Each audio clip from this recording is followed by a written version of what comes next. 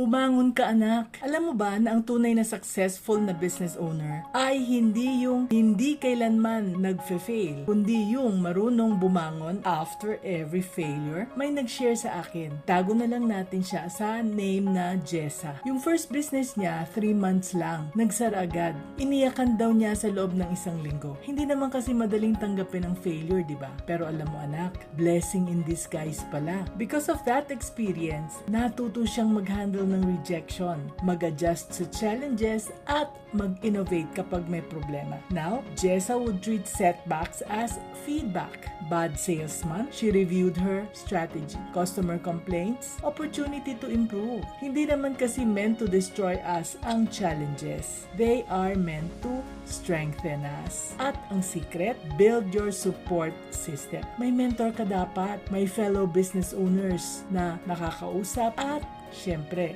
ang family mo. Plus, need mo din ang self-care routine. This is the lesson. Hindi importante kung ilang beses kang mag-fail. Ang importante, ilang beses kang bumangon. Remember, ang diamond, through intense pressure, it forms into something beautiful and valuable. Kahit na gaano pa kalaki ang challenges o pressure na dumaan, we rise stronger and better. Kaya nga tayo, business-minded Pinoy.